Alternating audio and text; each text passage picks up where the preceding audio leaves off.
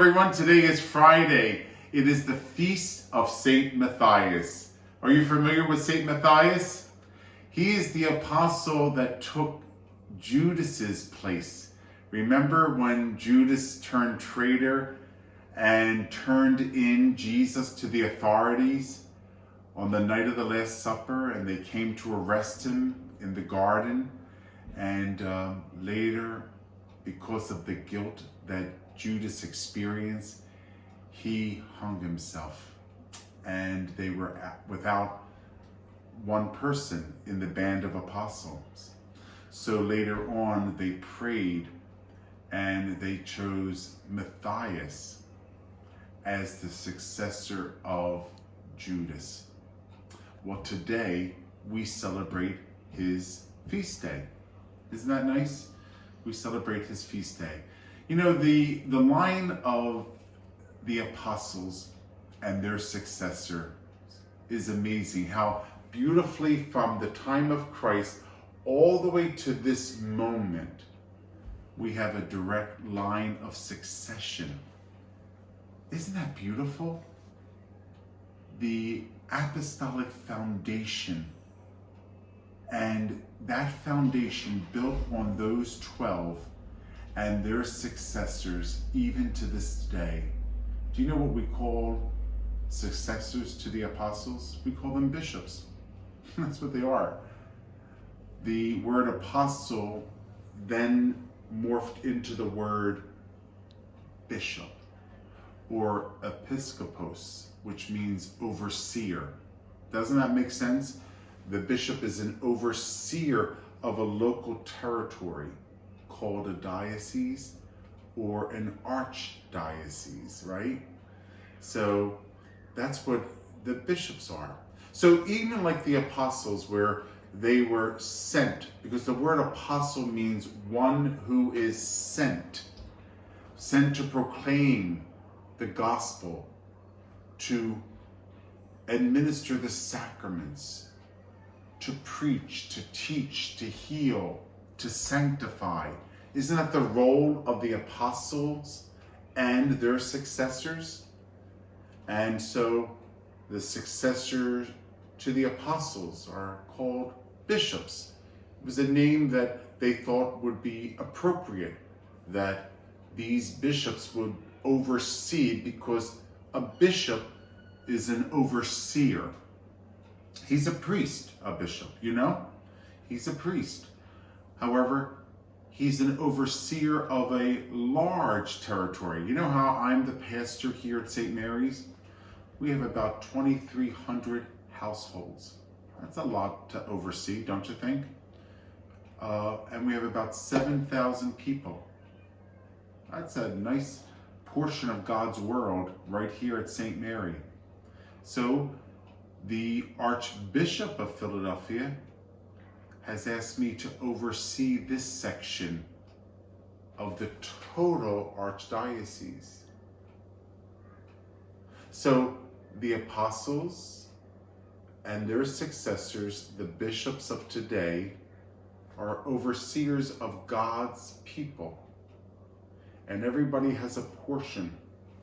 Archbishop Nelson Perez, he has the portion which is called the Archdiocese of Philadelphia. And there's 5 counties: Philadelphia County, Delaware County, Montgomery County, Chester County, Bucks County. That makes up the Archdiocese of Philadelphia. And there's about 1.2 million people in the Archdiocese of Philadelphia. So that's a big portion of God's people. And within that archdiocese, there's about 214 parishes. So how does the Archbishop do it all? Well, there's parishes, and then he appoints his collaborators. So I'm a collaborator with Archbishop Perez. And he says, would you take care of this section of the archdiocese for me? Would you oversee St. Mary's Parish in Schwenksville? Okay. So he sends me. As he is sent, so I am sent. And then I bring the gospel of Jesus Christ to the people that I serve. I preach, I teach, I sanctify, I heal through the sacraments. That's what I'm called to do. And that's my vocation, as you know. So, and I also have the responsibility with many competent lay people who help me run the temporal affairs of the parish. You know what I mean? The temporal affairs. We have 23 acres here. We have 6 buildings. So I have people who assist me in the temporal affairs of this parish.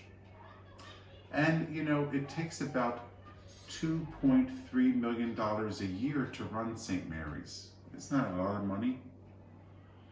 So it's a lot of money to run a parish. Many people don't realize this, but the money of 2.3 million has to come from the people who belong to this parish.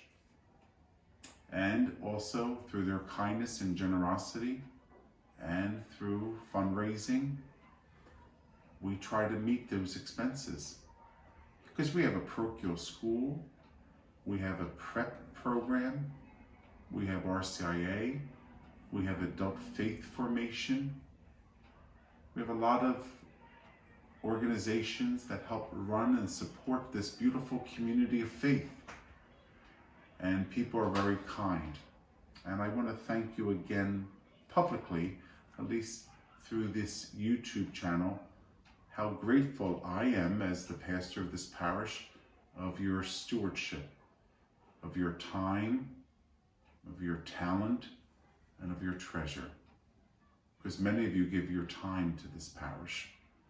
You give it for God. I know you love God and you want to give to God.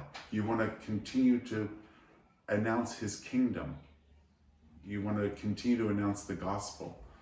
And you want to give back by the time that you spend here volunteering. And then you also want to give of your talent. Many of you are gifted. You know, I have a pastoral council and a finance council. So I ask people to use their talents to help me, guide me and advise me on certain issues. So it's beautiful. People also use their talents by helping us in different various ways. And then people give of their treasure. So there's 2 T's, there's 3 T's, what am I saying? Time, talent, treasure. That's 3, but that's not how I counted. So time, talent, and treasure is what we call stewardship. And then Susan Rosowitz is really the new first appointee of mine as director of stewardship, because the parish do not have a director of stewardship. So we recently appointed a director of stewardship. So her job is to gather people in various ways and ask them for their time and talent and treasure for the good of the parish. And that comes in so many different ways. It's a list of ways that Susan kind of directs that as the director of stewardship. People's time, people's talents, and people's treasure.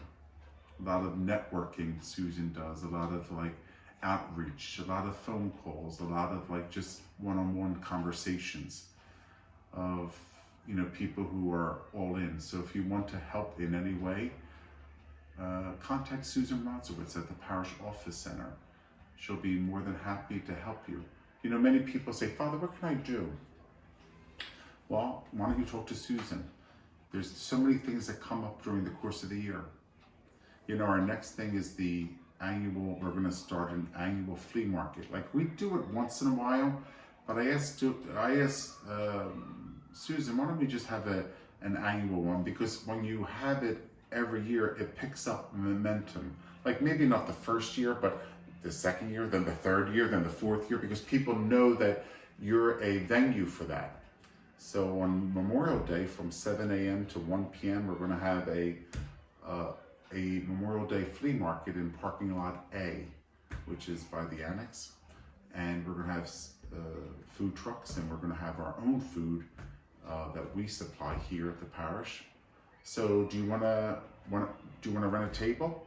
Maybe you have some things you want to clean out and you want to put it on the table. So why don't you call Susan or Jeff Godsword, who assists Susan in this entity, for a space. We'll reserve a space for you. It should be a fun day because, you know, Memorial Day doesn't start until like in the afternoon, right? So in the morning, people like just lounge around their house and just watch TV. Things that I used to do, just watch TV, nibble on things. And then in the afternoon, we would get ready for a barbecue or something like that. So why don't you come over to St. Mary's and join us for the Memorial Day flea market with food and activity. So I'm excited about that.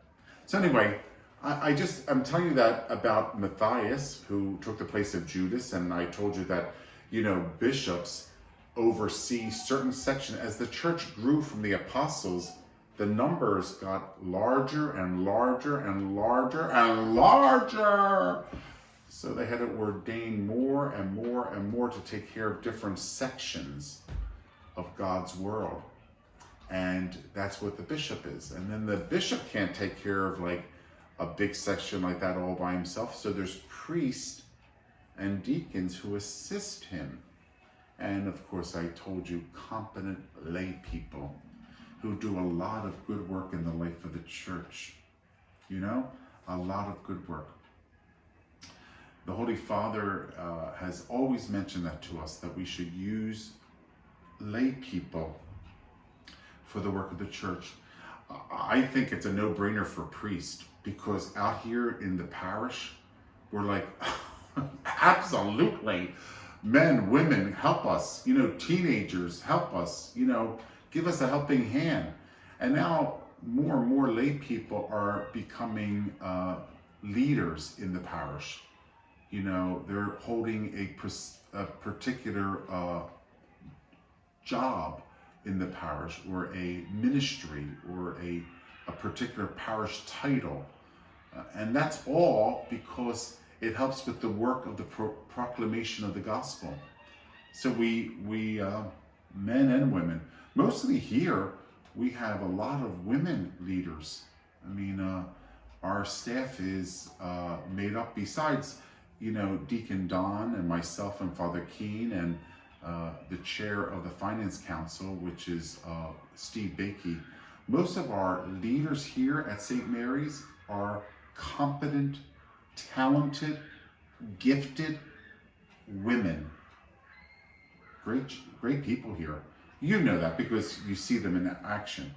I mean, the business manager and director of operations, a woman, Mary Beth O'Connor. The bookkeeper and purchaser for the parish, a woman, Kathy Wesniewski. You know, the coordinator of religious education and principal of prep, a woman, Mary Godsword. You know, the director of stewardship and the director of communication, a woman, Susan Rodzowitz. The office manager, coordinator of safe environment, and the administrative assistant to the pastor, a woman, Sandy Olzinski. The head sacristan and the president of the St. Vincent de Paul Society, a woman, Peggy Hinson.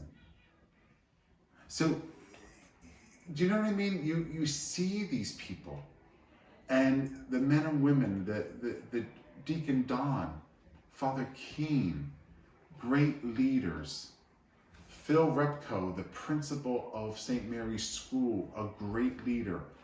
Elizabeth Pastorius, a great leader.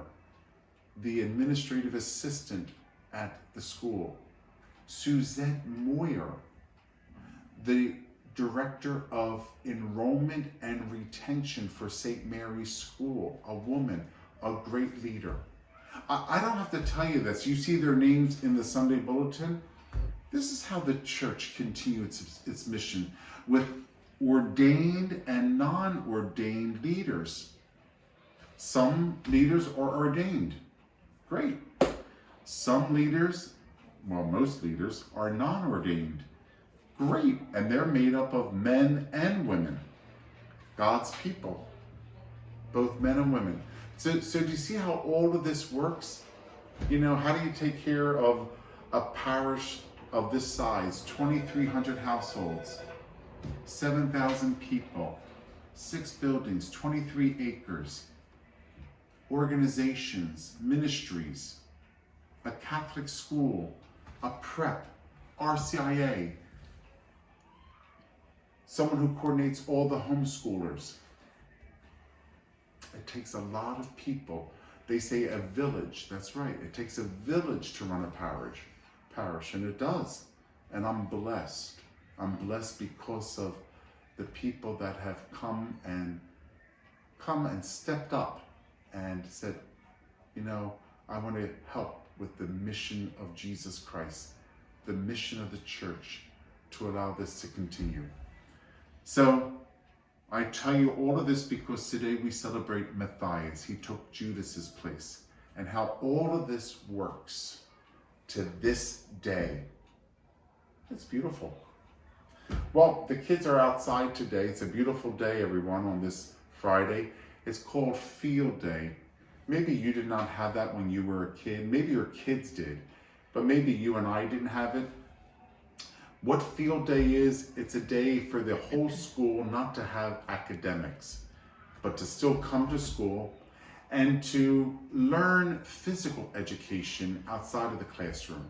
Learn how to be good teammates, learn strategic ways of playing a game, learn in a different way, learn through the physical education curriculum. You know, I have to tell you the truth. Do you want to know something? Come closer. We didn't have like a curriculum for physical education when I was in school. When I was in school, if we were good, we got outside to play. So now there's a whole physical education curriculum. Do you know what I mean? There's a curriculum and there is a teacher who is the physical education teacher who follows a curriculum, who says first graders should be doing this, second graders should be learning how to do this. It's about motor skills, it's about this, it's about that. Yeah, we didn't have that when I was in school, so we do have it now in all of our schools. So it's beautiful. It's beautiful. It's just how life evolves, how things happen, and how children partake in all these. But the kids love it. They look forward to Field Day every year. And you know what? It makes us happy too, because they go outside, especially in this year of the pandemic, where they're all like, you know, they don't have to wear a mask. You know, you heard about the CDC saying about mask requirements. If you're doubly vaccinated, you know, to wear that. So the Archdiocese is going to put something out. Our staff is going to be going on a webinar. That means we'll sit at our desk and participate in a seminar through the website, a webinar, and get some information about going forward in our parishes and in our schools too, okay? Well, anyway, wanted to thank you for joining me once again on this Friday, the Feast of St. Matthias. Have a wonderful day, everyone.